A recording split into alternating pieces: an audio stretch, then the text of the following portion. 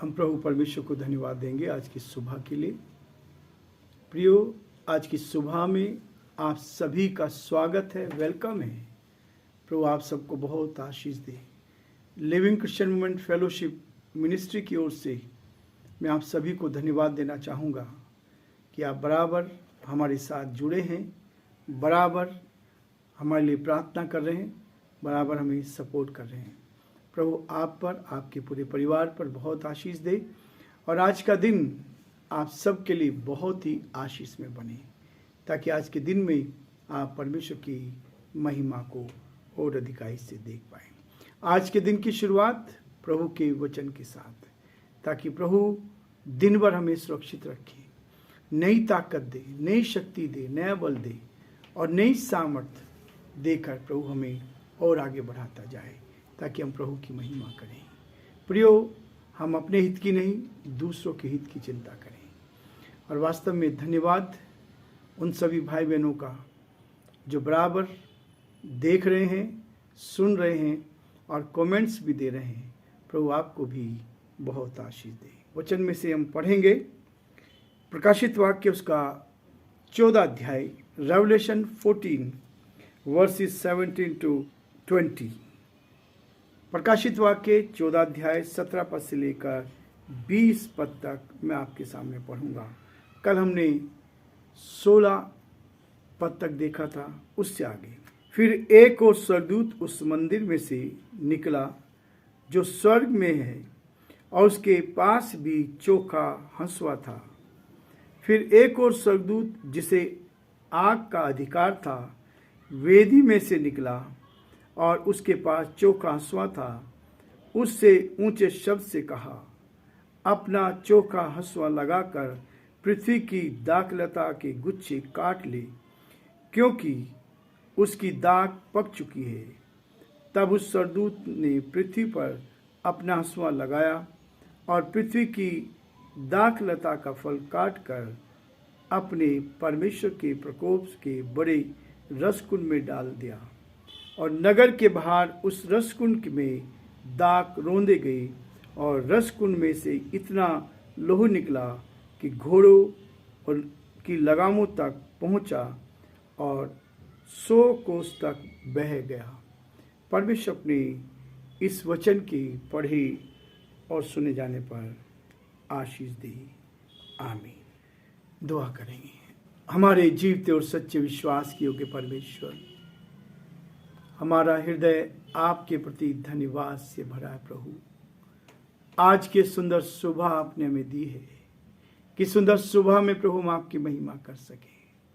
हम धन्यवाद देते हैं प्रभु, इस थर्सडे के दिन हम एक बार फिर से आपके पवित्र सिंहासन के सम्मुख उपस्थित हुए हैं, और हम आपसे निवेदन, आपसे प्रार्थना करते हैं प्रभु, आप हमारी अगुवाई करें, आप हमारी मदद करें, आपका सुरक्षा का हाथ हमारे साथ साथ बना रहे, ताकि हर कदम पर हम आपकी महिमा को देख पाएं।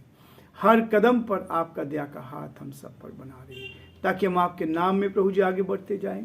जो आपकी योजना है, जो आपकी इच्छा मर्जी है प्रभु जी, उसको अपने जीवन में पूरा होता देख सके। धन्यवाद हो परमेश्वर आपके प्रेम के लिए, धन्यवाद हो आपकी सुरक्षा के लिए। प्रभु जी, हमारे सारे भाई बहनों पर आपकी उत्तम आशीष चाहते हैं और प्रार्थना करते हैं प्रभु, हमारे प्रदेश के लिए, राजस्थान के मुख्यमंत्री अशोक गहलोत जी के लिए आपका दया का हाथ उन पर चाहते हैं प्रभु। हर परेशानी से, कठिनाई से, दुख और मुसीबत से बचाएं। और प्रभु, अभी तक आपने संभाला, सही नेतृत्व करने में आपने उनकी अगुवाई की, इसके लिए धन्यवाद देते हैं। हम प्रार्थना करते हैं हमारे देश के प्रधानमंत्री के लिए, राष्ट्रपति के लिए प्रभु जी, आप उनको भी संभाले, आपका दया का हाथ उनके साथ भी बना रहे, उनको भी सुरक्षित रखे, और जो जिम्मेवारी आपने दी उसको उठाने की सामर्थ्य शक्ति प्रदान करें। बड़े आदर के साथ, दीनता, नम्रता के साथ प्रभु जी, रशिया को और यूक्रेन को हम आपके हाथ में सौंपते हैं प्रभु। जब दोनों देशों के बीच में प्रभु लड़ाई है, हम प्रार्थना करते हैं दोनों देशों के और अधिकारियों को प्रभु जी आप अच्छी बुद्धि दें, और प्रभु उनके दोनों के बीच में शांति हो और ये युद्ध प्रभु आगे ना बढ़ पाए, परंतु इसके द्वारा हम आपके नाम को महिमा दे सके, आपका नाम ऊंचा किया जाए। आप शांति के दाता हैं, आप शांति देने वाले परमेश्वर हैं, आप अद्भुत युक्ति करने वाले प्राकारिक परमेश्वर हैं। बड़े आदर के साथ हम सभी को आपके हाथ में सौंपते हैं। आज के इस डिवोशन को आप ही के हाथ में सौंपते हुए इस विनती को अपने प्रभु अपने उद्धार करता यीशु मसीह के नाम से मांगते हैं, आमीन।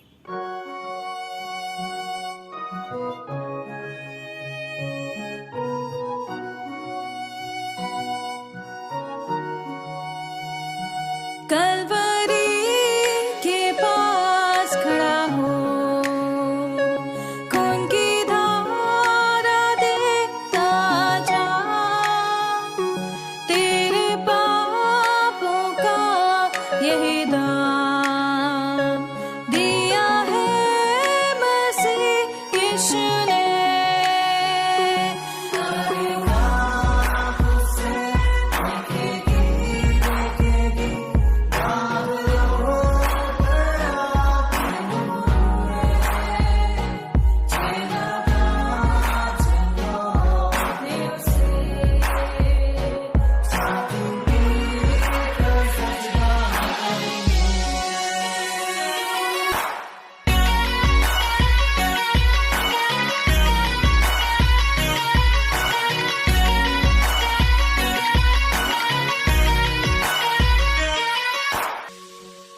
ये हुआ सब तेरे लिए, तूने भी उसे छेड़ा था, फिर भी प्यार से वो बोला था, जाता क्यों नहीं तू उसके पास, फिर भी प्यार से वो बोला था, जाता क्यों नहीं तू उसके पास।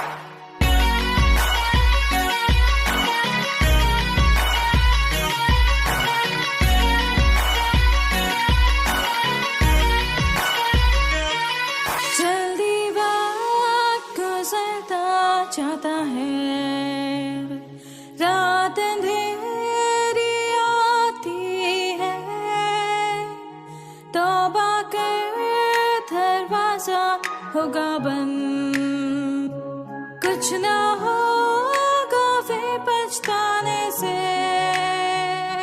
तौबा कर दरवाजा होगा बंद, कुछ ना पछताने से।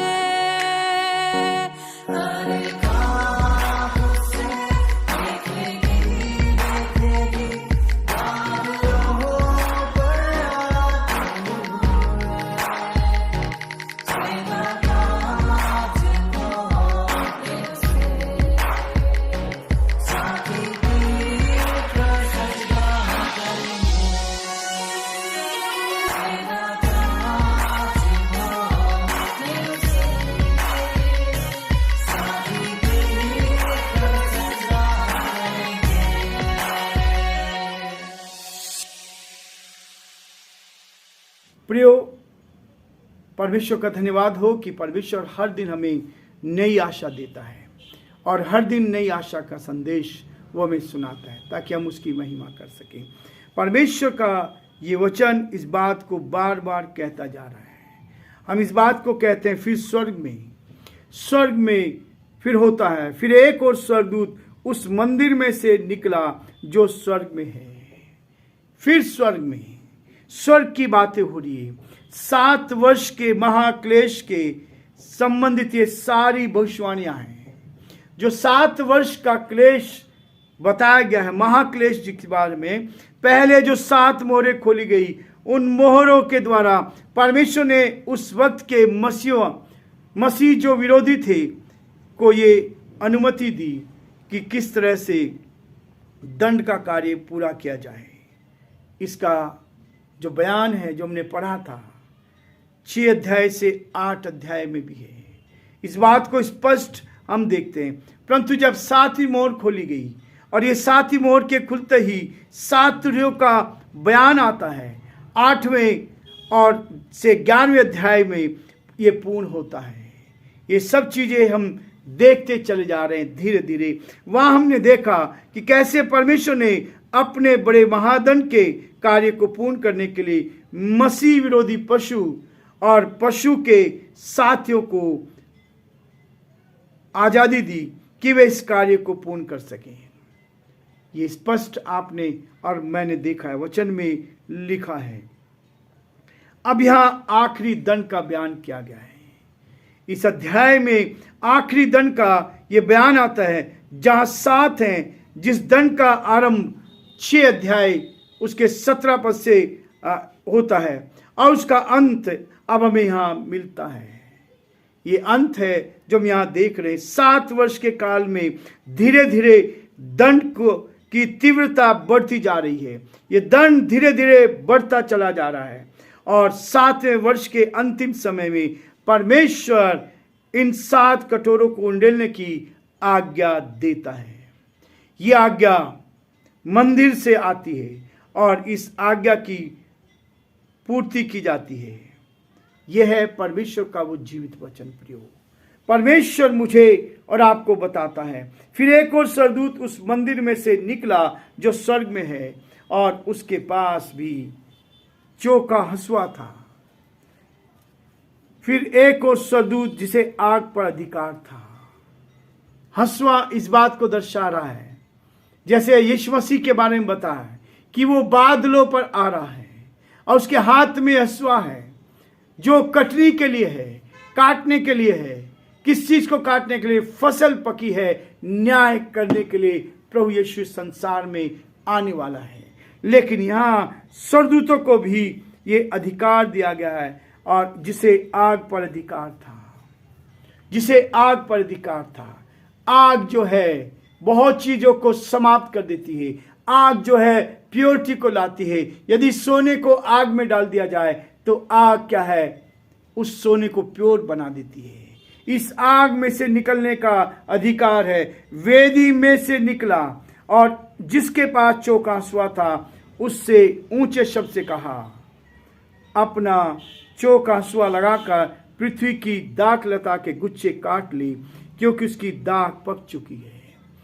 प्रियो, ये इस बात को दर्शाता है जो कठिनाई में से होकर, परेशानियों में से, कठिनाई में से होकर स्थिर बने रहते हैं, परमेश्वर उनको अपनी निकटता में लेता है, उनको अपने प्रेम का एहसास देता है। और न केवल प्रेम का एहसास देता है, क्योंकि उनकी दाख पक चुकी है। जब आप मजबूत हो जाएंगे, जब आप प्रभु के साथ चलेंगे, जब आप प्रभु की उपस्थिति का एहसास करेंगे और वहीं पर परमेश्वर आपको मजबूत करता जाएगा। 19 पद में इस बात को फिर कहता है, तब उस स्वर्गदूत ने पृथ्वी पर अपना हंसुआ लगाया और पृथ्वी की दाखलता का फल काटकर, पृथ्वी की दाखलता का फल काटकर अपने परमेश्वर के प्रकोप के बड़े रसकुंड में डाल दिया। प्रियो, 2 तरह का न्याय है, विश्वासियों का और अविश्वासियों का। विश्वासी जो प्रभु के साथ चल रहे हैं उनका भी न्याय होगा। उन्होंने जो भला काम किया है, उन्होंने जो परमेश्वर के साथ जीवन बिताया है, उनको वो इनाम मिलेगा। लेकिन जिन्होंने परमेश्वर के विरोध में काम किया है, उस परमात्मा के विरोध में काम किया है, उनको उसी प्रकार का दंड दिया जाएगा। और नगर के बाहर उस रसकुंड में से दाख रोंदे गई और रसकुंड में से इतना लहू निकला कि घोड़ों की लगामों तक पहुंचा और 100 कोस तक बह गया। परमेश्वर न्याय करता है।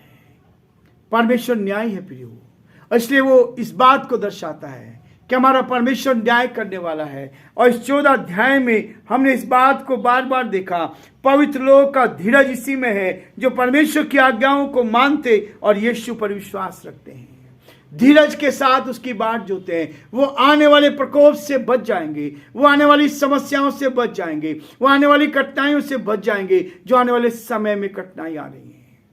अभी आप देख रहे हैं चारों तरफ युद्ध का, भय का वातावरण है। अभी पिछले 2 साल हमने निकाले हैं कोरोना के डर में। कोरोना सारी दुनिया में फैल गया, पूरी दुनिया में उसने हाहाकार मचा दिया, पूरी दुनिया में लोग घबराए हुए थे। बहुत सारे लोग उस महामारी से मर गए, उस महामारी से मर गए। लेकिन प्रियो, परमेश्वर का ये वचन है जो हमें इस बात के लिए दर्शाता है, जो उससे प्यार करते हैं वो उस आने वाले भयंकर प्रकोप से, इसलिए शैतान हमें गिराने की कोशिश करता है, इसलिए शैतान हमें उस रास्ते से भटकाने की कोशिश करता है और वो चाहता है कि सारे लोग नाश हो जाएं, उस नरक की आग में डाल दी जाएं। लेकिन प्रभु आपसे मुझसे बहुत प्यार करता है, जिसने मुझे और आपको बनाया है। वो कभी नहीं चाहता कि हम नाश हो जाए, लेकिन वो चाहता है हम उसके साथ आगे बढ़ते चले जाएं और संसार में जीत का जीवन जीते जाएं। समस्याओं में भी, परेशानी में भी, कठिनाई में भी और दुख और मुसीबत में भी हम उसकी ओर देखते जाएं। वो आपको सामर्थ देगा, वो आपको शक्ति देगा, वो आपके जीवन को आशीष से भर देगा। प्रियो, परमेश्वर का ये वचन है जो मुझे और आपको इस बात के लिए प्रेरित करता है कि हम प्रभु पर भरोसा करते हुए जीवन में आगे बढ़े और आने वाले प्रकोपों से बचते चले जाएं, ताकि प्रभु की आशीष में हम रहते हुए वो आशीष को प्राप्त करें जो प्रभु मुझे और आपको देना चाहता है। आज हम यहीं रुकेंगे, कल से हम 15 अध्याय का अध्ययन करेंगे, ताकि हम नए सिरे से 15 अध्याय में हम देख पाएं कि परमेश्वर मुझसे और आपसे क्या चाहता है। प्रभु आप सबको बहुत आशीष दे।